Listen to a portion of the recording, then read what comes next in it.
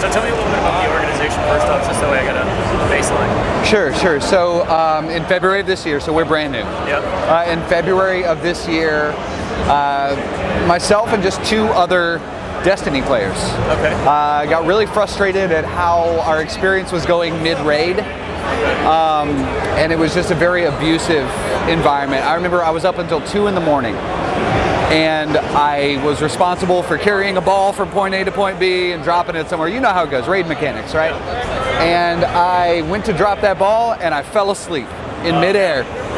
And I remember waking up as though I'd slept for like 6 hours, but it was only like 3 seconds, right? And I woke up and I was like getting yelled at.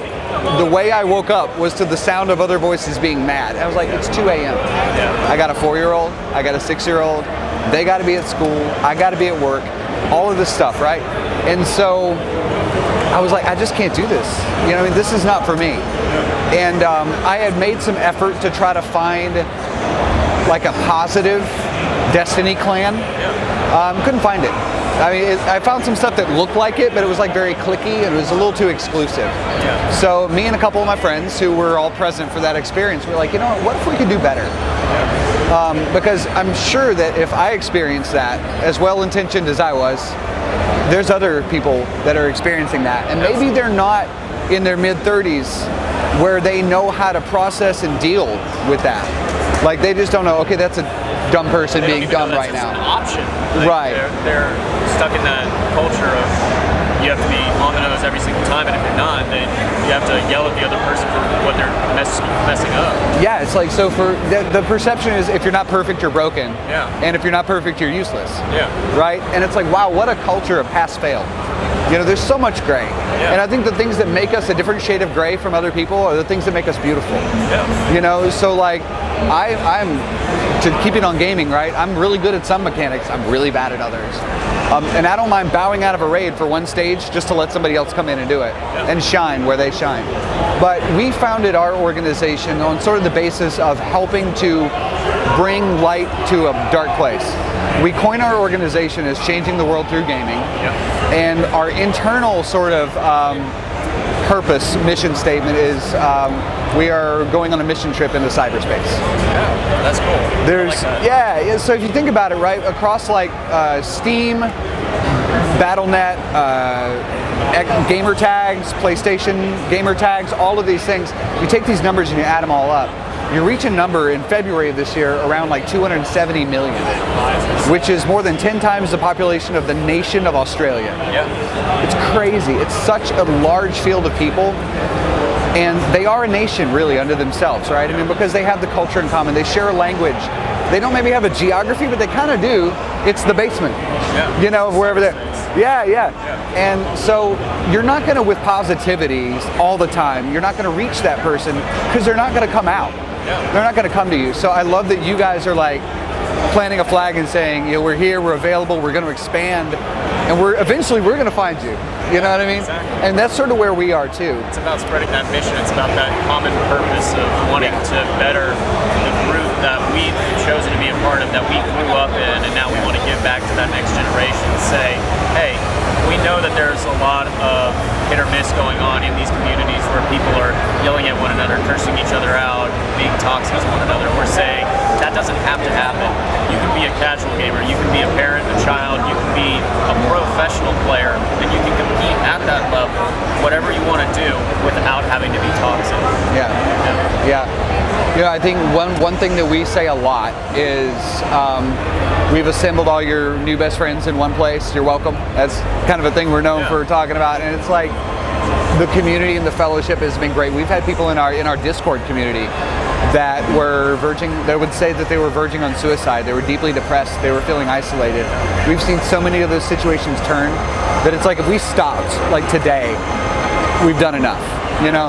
But we have so much more that we can do, so we're not gonna, you know. But like we just believe that, like from a faith-based perspective, God sees past your gamer tag.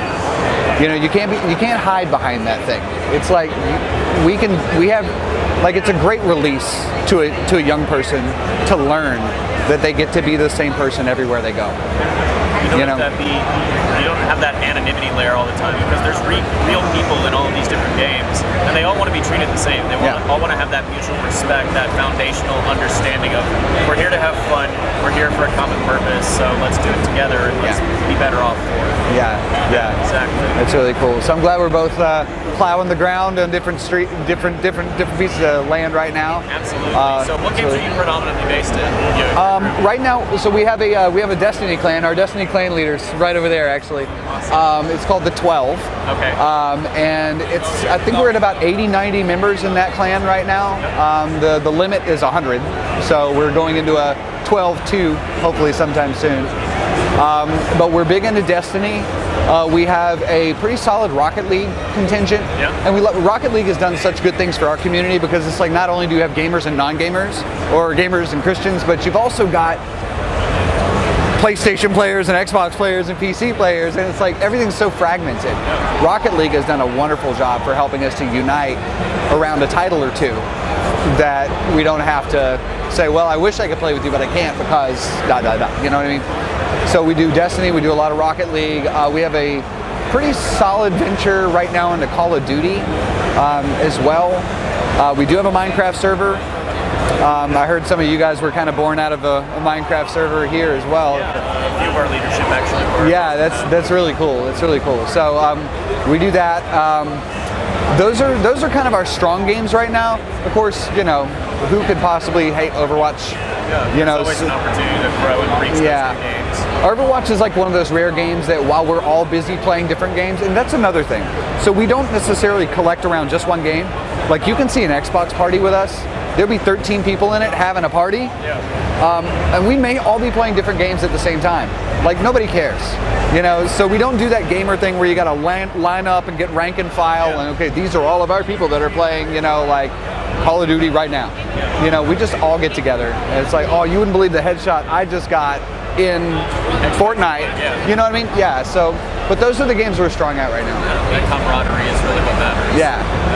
So what are you most excited about being at DreamHack?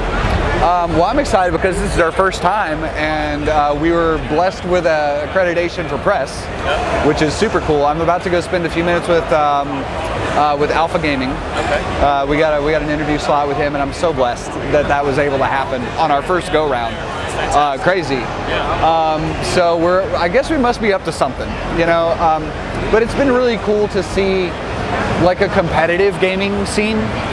The spirit isn't competitive. Like, you see a lot of people just like right over there, people are laughing, they're talking. Like, I haven't seen anybody argue, except for maybe two teammates on the same esports team. And that's going to happen. There's that constructive criticism layer that's always going to be present when you're trying to improve, but there's also that good-natured, everybody's here for the same reason. That's just to have fun, play games.